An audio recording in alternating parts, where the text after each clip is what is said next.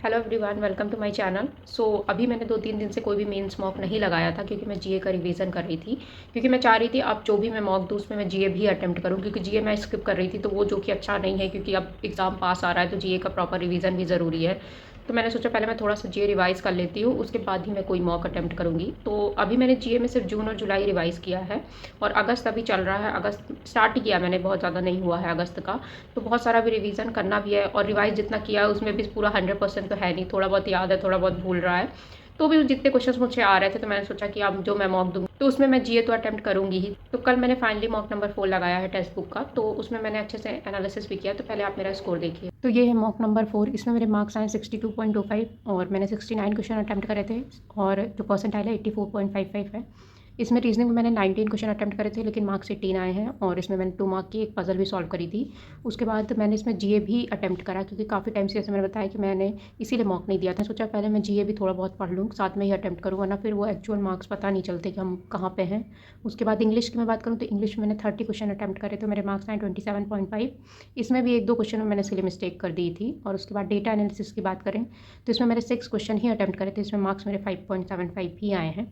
काफ़ी टफ था ये सेक्शन और डेटा एनालिसिस वैसे भी मुझे बहुत टफ लगता है। ओवरऑल आप मार्क्स देख ही सकते हैं 62.25। इसके बाद अगर मैं इसके सोल्यूशन की बात, तो ये है रीजनिंग का सेक्शन। तो रीजनिंग में मैंने ये वाली एक 2 मार्क की पजल सॉल्व करी थी, तो इसमें आप देख सकते हैं मैंने 18 मिनट्स लिए थे, एवरेज टाइम 7 मिनट्स था। बट पता नहीं मैंने 1-2 कंडीशन शायद गलत पढ़ ली थी, लेकिन एट लास्ट ये बन गई तो 8 नंबर यहाँ से आ गए थे। उसके बाद मैंने मिसलिनियस के जो भी क्वेश्चन थे वो अटेम्प्ट करे थे और ये क्रिटिकल वाले सारे ही करे थे और मेरे सारे ही सही थे, ईजी थे, बहुत ज़्यादा टफ नहीं थे, देखने में बड़े लग रहे थे। उसके बाद एक मैंने ये मिसलिनियस वाले इधर ये जो 7 मेंबर का था ये करा था।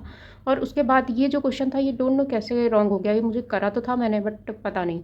और उसके बाद मैं बात करूँ तो इनक्वालिटी तो बहुत आसान था और मेरे डेटा सफिशिएंसी टाइप जो होते हैं ना कि कौन से डेटा से आंसर आ रहा है, तो ये पता नहीं कैसे रॉन्ग हो गए। तो रीजनिंग में ये था। उसके बाद जनरल इकोनॉमी यानी जीए की बात करूँ तो जीए में मैंने ये 2 मार्क्स के 2 क्वेश्चन तो मुझे डायरेक्ट ही बन रहे थे, क्योंकि मुझे ये पता था कि ये तो मुझे पता था कि कैम्स पे के साथ ये तो मैं 100% श्योर थी। और संजय जोशी नहीं है ये भी मुझे याद था, इसका मैंने पढ़ा था कि कुछ ज़्यादा बड़ा नाम है जो भी इनके एमडीएनसीओ हैं, तो मुझे ये भी पता था कि ये नहीं है। सेकंड में मुझे डाउट था, फिर भी मुझे ऐसा लगा कि आरबीआई, और ये सेकंड में मुझे ये भी पता था कि मुंबई महाराष्ट्र में तो है, पर 1943 में मुझे थोड़ा डाउट था तो मैंने थोड़ा सा रिस्क लेके वाला क्वेश्चन अटेम्प्ट कर दिया था। उसके बाद 2 मार्क्स का एक और क्वेश्चन मैंने अटेम्प्ट किया था।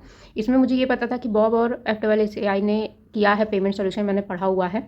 और ये भी पता था कि इसका जो हेडक्वार्टर है वो दिल्ली में है, ये गुजरात में तो बिल्कुल भी नहीं है, तो ये वाला तो रॉन्ग हो गया था।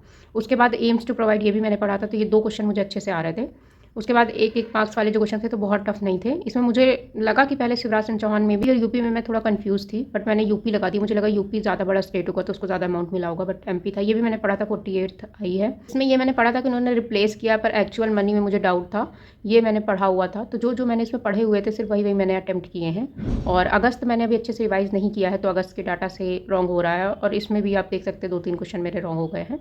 उसके बाद मैं बात करूँ इंग्लिश की, तो इंग्लिश में आप देख सकते हैं मैंने फर्स्ट ही क्वेश्चन, मतलब मुझे सीधे दिख रहा था ये, तो आई थिंक मैंने इसमें टिक करने में कोई गलती कर दी है, क्योंकि फर्स्ट का ए तो मेरा 100% था, लेकिन सेकंड का बी नहीं होगा, थर्ड का बी होगा, क्योंकि हीज रिमेन वर स्केर्ड ये तो डायरेक्ट ही दिख रहा था।